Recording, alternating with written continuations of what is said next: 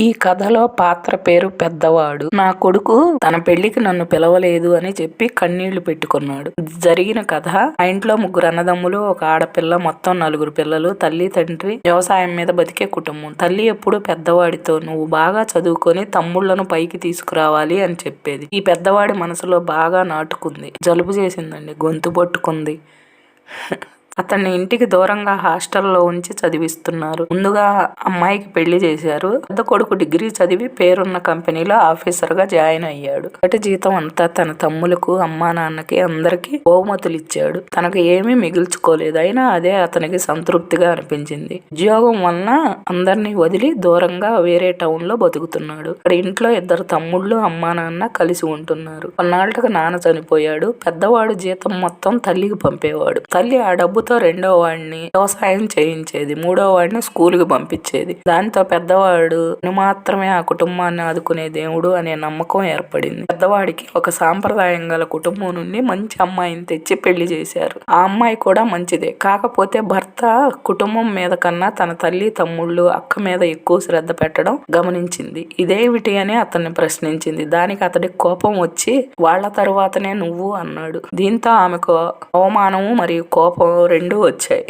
ఆమెకు అసలు తను ఏమిటి, తను ఎవరు అనే ప్రశ్న వచ్చింది. అతనిపై విసుగు కూడా వచ్చింది. వచ్చిన సంపదలో 1 రూపాయి కూడా వెనకేయకుండా మొత్తం తన వాళ్లకే ఖర్చు చేసేవాడు. రేపు మన పిల్లలకి ఏం పెడతావు అనేది వినిపించుకోడు. తను వదిలితే అమ్మ, తమ్ముళ్ళు అన్యాయంగా పోతారని అతని భావన. ఇక ఇంటి దగ్గర తల్లి, తమ్ముళ్ళు కూడా కష్టం వస్తే పెద్దాడు చూసుకుంటాడులే అనే భావనలోకి వెళ్లిపోయారు. బాధ్యతలను వదిలేశారు. చేయూతనిచ్చేవారు కాదు. ఇంట్లో భార్య గొడవ పడుతూ ఉండేది. పిల్లల కోసం డబ్బు కొంచెం దాచండి అంటే వినడు.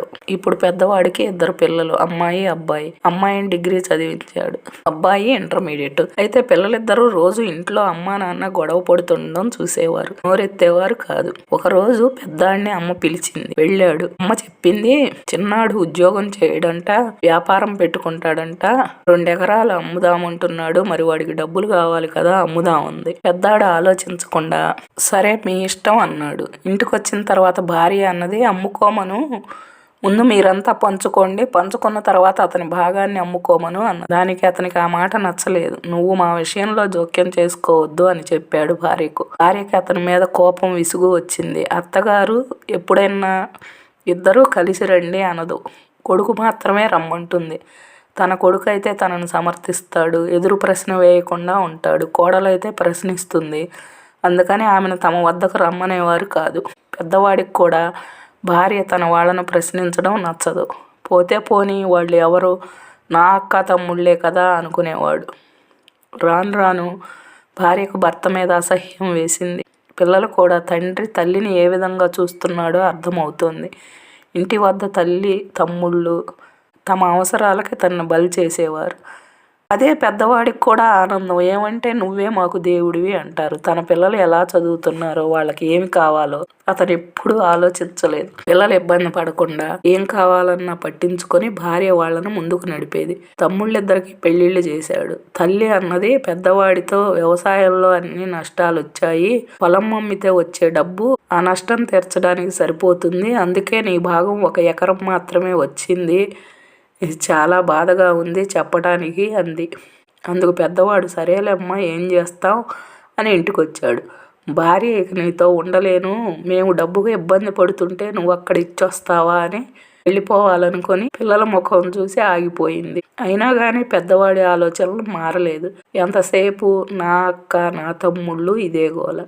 అయితే ఈ మధ్యలో తన తమ్ముడికి 2 కవలలు పుట్టారు. తమ్ముడు అన్నను పిలిచి, అన్న 2 పిల్లలతో చేయలేకపోతున్నాం, ఒకడిని నువ్వు తీసుకెళ్లి పెంచు అని అడిగాడు. దానికి అన్న సరే అన్నాడు.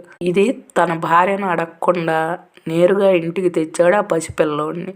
భార్యకు నోట మాట రాలేదు. చిన్నపిల్లాడిని వెనక్కి పంపించడం మనసొప్పలేదు. మౌనంగా ఆ పిల్లోడిని పెంచడం మొదలుపెట్టారు. కొడుకు ఎంసెట్లో డాక్టర్ సీటు వచ్చింది. ఫీజులకు డబ్బులు చాలకపోతే తమ్ముళ్ళని, అక్కని అడగడానికి నోరు రాలేదు. ఇన్నాళ్ళు ఇచ్చిన చేతులే కానీ తీసుకున్నది ఎప్పుడూ లేదు. చివరికి అతని భార్య పుట్టింట్లో తెచ్చి ఫీజు కట్టింది. ఇది పిల్లవాడు చూస్తూనే ఉన్నాడు. ఇప్పుడు పెద్దవాడికి 47 సంవత్సరాలు వచ్చాయి.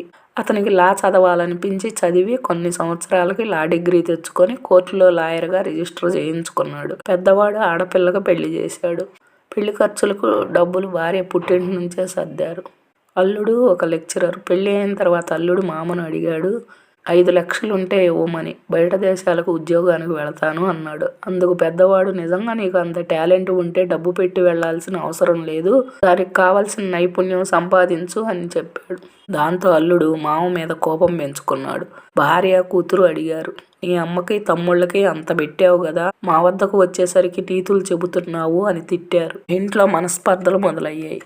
కొడుకు గాంధీ హాస్పిటల్లో డాక్టర్ కోర్సు చదువుతున్నాడు. కొడుకుతో పాటు తమ్ముడు కొడుకును కూడా తమతోనే పెంచుతున్నారు. భార్య ఆ పిల్లాడి విషయంలో తేడా చూపించలేదు. తన పిల్లవాడితో సమానంగా చూసింది. ఈలోపు పెద్దవాడు పనిచేసే కంపెనీ నష్టాల్లోకి పోయి ఉద్యోగం పోయింది. కంపెనీ ఉద్యోగులు తమకు రావాల్సిన బకాయిల కోసం కంపెనీపై కోర్టులో కేసులు వేశారు.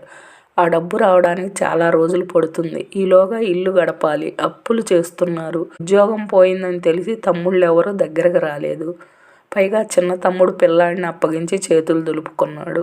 వాడి ఖర్చులు మొత్తం పెద్దవాడే భరించేవాడు. ఇక ఆర్థిక ఇబ్బందులకు తాళలేక తను చదువుకున్న లా డిగ్రీని బయటికి తీసి సాధన మొదలుపెట్టాడు. కొద్దిగా డబ్బులు వస్తున్నాయి. ఈలోగా కొడుకు ఒకరోజు అడిగాడు, నాన్న, నా కాలేజీ దూరంగా ఉంది, బస్సుకెళ్తే లేట్ అవుతున్నది, ఒక చిన్న స్కూటర్ కొనివ్వు అని. దానికి ఇప్పుడు డబ్బులు లేవు అన్నాడు కొడుకుతో. దాంతో కొడుకు, బాబాయ్ వాళ్ళకిచ్చావు, నాకు మాత్రం లేవంటున్నావు అంటూ వెళ్ళిపోయాడు. అయినా పెద్దవాడి మనసులో పిల్లలకు ఇవ్వలేకపోయాననే దిగులు కించిత్తు కూడా లేదు. వాళ్ళే అలాగోలా సర్దుకుంటారులే అనుకున్నాడు. కూతురు అల్లుడు టౌన్లో ప్రైవేట్ జాబ్ చేసుకుంటూ బతుకుతున్నారు. పెద్దవాడి అక్కకి కొడుకు ఉండేవాడు. అంటే ఇతనికి మేనల్లుడు అవుతాడు. అతనికి చదువు అబ్బక అక్క ఎప్పుడు పెద్దవాడితో నీ దగ్గర పెట్టుకో, బుద్ధి వస్తుంది అని అడిగేది. ఇప్పుడు పెద్దవాడి కొడుకు కూతురు భార్య ఒప్పుకోలేదు, వీల్లేదన్నారు. దాంతో ఆగిపోయాడు. భార్య అందే, ఊర్లో తిరుగుతూ పందేలు పేకాట ఆడుకుంటూ తిరుగుతున్న అతన్ని రానివ్వమన్నారు.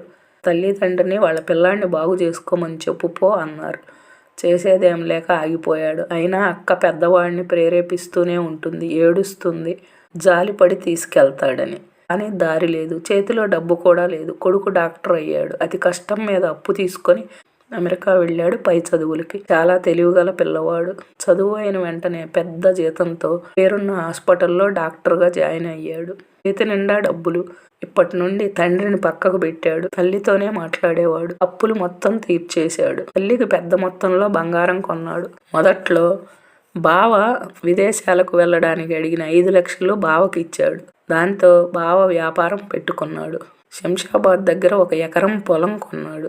కానీ వాళ్ళ నాన్నతో ఒక్క ముక్క కూడా చెప్పలేదు. ఈలోపు పెద్దవాడి మూతబడిన కంపెనీ ఉద్యోగులకు రావాల్సిన మొత్తాన్ని విడుదల చేసింది. పెద్దవాడికి 12 లక్షలు వచ్చాయి. అయితే వచ్చిన సంగతి ఇంట్లో చెప్పలేదు. పెద్దవాడిని తల్లి పిలిపించింది. తమ్ముడి వ్యాపారం నష్టంలో ఉంది, ఒక 8 లక్షలుంటే బయటపడతాడు, నువ్వే దిక్కు అని బాధపడింది. వెంటనే తమ్ముడికి ఇచ్చాడు. అదే సమయంలో అక్క కూడా తన కొడుకుకు దారి చూపు అని ఏడ్చింది. తన దగ్గర మిగిలి ఉన్న 4 లక్షలతో అల్లుడికి గేదెలు కొనిపెట్టి షెడ్డు, సకలం గేదెల ఫామ్కి సంబంధించిన అన్ని వస్తువులు ఏర్పరిచి అల్లుడికి ఇచ్చాడు. నువ్వు దేవుడు అని దండం పెట్టారు. ఒకరోజు అదే కంపెనీలో పనిచేసే అతని భార్య పెద్దవాడి భార్యకు కనిపించి డబ్బులు వచ్చిన సంగతి చెప్పింది. ఆమె భర్తను అడిగింది. ఏం చేశాడో చెప్పలేకపోయాడు. ఆమె, నేను ఇక నీ దగ్గర ఉన్నాను అని పట్టణంలో ఉన్న కూతురు వద్దకు వచ్చింది. కూతురు దగ్గరే ఉంటుంది. పెద్దవాడు ఒంటరిగా మిగిలాడు. తమ్ముళ్ళ దగ్గరకు వెళ్ళడానికి అవమానం అనిపించింది. చుట్టుపక్కల వారు మీ భార్య ఎక్కడుంది అని అడుగుతుంటే చెప్పలేక తల వంచి అల్లుడితో విరోధం ఉన్నా తప్పక కూతురు దగ్గరకు వచ్చాడు. ఎందుకు వచ్చావు, వెళ్ళిపో అని తిట్టారు. వెళితే దిక్కులేదు. కూతురికి ఒక కొడుకు. వాడు 5వ తరగతి చదువుతున్నాడు. అమెరికాలో ఉన్న కొడుకు వీళ్ళందరికీ డబ్బులు సర్దుతున్నాడు. అయితే ఏం పని లేక ఇంట్లో కూర్చోవడం, సాయంత్రానికి పని చేసుకుని వచ్చిన అల్లుడు ముందు ఖాళీగా కూర్చుండడం అతనికి నామర్ద అనిపించి సాయంత్రం అల్లుడు ఇంటికి వచ్చే టయానికి తెలిసిన వాళ్ళ షాపులో కూర్చునేవాడు. భార్య మాత్రం అతనితో ఏమీ మాట్లాడకపోయినా టైంకు అతనికి కావలసినవన్నీ అమర్చేది. ఇంతలో తమ్ముడి కొడుకు చదువు అయిపోయింది. ఒకరోజు భయంగానే కొడుకుని అడిగాడు, తమ్ముడు కొడుకుని అమెరికా తీసుకెళ్ళమని. అప్పుడు కొడుకు, ఎందుకు తీసుకొచ్చావు, ఎవరిని అడిగి తీసుకొచ్చావు, ఇన్నాళ్ళు మనం భరించాము. వాళ్ళ నాన్నని అడిగి వాడి ఖర్చులకు డబ్బు తీసుకురా అని తండ్రి మీద కోపంగా అరిచాడు. ఇటు తమ్ముడిని అడగలేడు. వాడిని పోషించే స్తోమత తన దగ్గర లేదు. ఇదంతా తల్లి చూస్తూనే ఉంది. ఒకరోజు కొడుకుతో చెప్పింది, ఆ పిల్లవాడికి ఒక దారి చూపు అని చెప్పింది. తల్లి మాటలకు సరే అని వాడిని అమెరికా తీసుకెళ్ళాడు. వాడు కూడా అక్కడ మంచి ఉద్యోగంలో సెటిల్ అయ్యాడు. కొడుకు తన మాట వినకుండా అమ్మ మాట విన్నందుకు అవమానంగా ఫీల్ అయ్యి తన అక్కను అడిగాడు. ఏమంటే, నేను నీ దగ్గరకు వస్తాను, నాకున్న ఎకరం నీ కొడుకు పేరు రాస్తాను, నన్ను చివరి టైంలో చూడు అని అడిగాడు. సరే రమ్మంది అక్క. ఇక్కడ ఇంట్లో చెప్పకుండా వెళ్ళాడు అక్క దగ్గరికి. కొన్నాళ్ళు బాగానే ఉంది, కానీ ఇతని లైఫ్ స్టైల్కి వారి లైఫ్ స్టైల్కి సరిపడటం లేదు. తన కూతురింట్లో ఎవరో పలకపోయినా భార్య సమయానికి అన్ని అమర్చేది. అయితే ఇక్కడ అల్లుడు రోజు తాగొచ్చి తన ముందే అక్కని బావని కొట్టడం, తను పెట్టించిన గేదెల ఫామ్ ని సరిగా మెయింటైన్ చేయలేకపోవడం అన్నీ చూసి విసుగొచ్చేది. అల్లుడు సరిగా పని చేయకుండా ఊరంతా అప్పులు చేశాడు. ఆ అప్పులన్నీ గేదెల ఫామ్ అమ్మి తీర్చారు. ఇప్పుడు అతనికి పని లేకుండా బలాదూరు తిరుగుళ్ళు తిరుగుతున్నాడు. అతని భార్య కాపురం చేయనని వెళ్ళిపోయింది. రోజు రోజుకి ఇవన్నీ చూడలేకపోతున్నాడు. అక్క దగ్గర ఉండలేకపోతున్నాడు. ఈలోగా తన కొడుకు అమెరికాలో ఉన్న అమ్మాయిని, అంటే తన కోలీగుని ప్రేమించి పెళ్లి చేసుకోవాలనుకున్నాడు. అమ్మాయి తరపు వారు కోటాను కోటీశ్వరులు. తల్లికి అక్కకి బావకి ఈ విషయం చెప్పాడు. వాళ్ళు సరే నీ ఇష్టం అన్నారు. తండ్రికి చెప్పలేదు. తండ్రి అప్పటికే అత్త దగ్గర ఉంటున్నాడు. ఒకసారి అమెరికా నుండి ఫోన్ చేసి అక్కను అడిగాడు. నాన్న ఎందుకు అత్త దగ్గర మన ఇంటికి రమ్మనమను అని చెప్పాడు. పెద్దాడు వినలేదు. అందుకని కొడుకు తండ్రిని పక్కన పెట్టాడు. లగ్నాలు అయ్యాయి. తండ్రి వెళ్ళలేదు. తండ్రిని కొడుకు పిలవలేదు. రమ్మని ఎవ్వరూ అడగలేదు. పెళ్లి కార్డులు పంచారు. అప్పుడు పెద్దవాడు తన అక్క దగ్గర ఉన్నాడు. తన కొడుకు పెళ్లి కార్డును అక్కడే చూశాడు. ఎవరూ పెళ్లికి పిలవలేదు. అక్కడ పెళ్లిలో వాళ్ళ ఊరి వాళ్ళు పెళ్లి కొడుకు చెప్పారు, మీ నాన్న డబ్బులు మీ బాబాయికి అత్త కొడుక్కి ఇచ్చాడు, ఎకరం పొలం కూడా వాడికి రాశాడు అని చెప్పారు. అంతో పెద్దవాడి భార్యకు కొడుక్కి కోపం వచ్చి అతని తరపు వాళ్ళని పలకరించడం కూడా మానేశారు. ఎకరం మేనత్త కొడుకు పెట్టినా చెల్లదని కోర్టులో కేసు వేశాడు తండ్రి మీద కొడుకు. ఎకరం తిరిగి వచ్చింది. ఇక్కడ అక్క దగ్గర ఉన్న పెద్దవాడికి కష్టాలు వచ్చాయి. అల్లుడు వేధించడం మొదలుపెట్టాడు.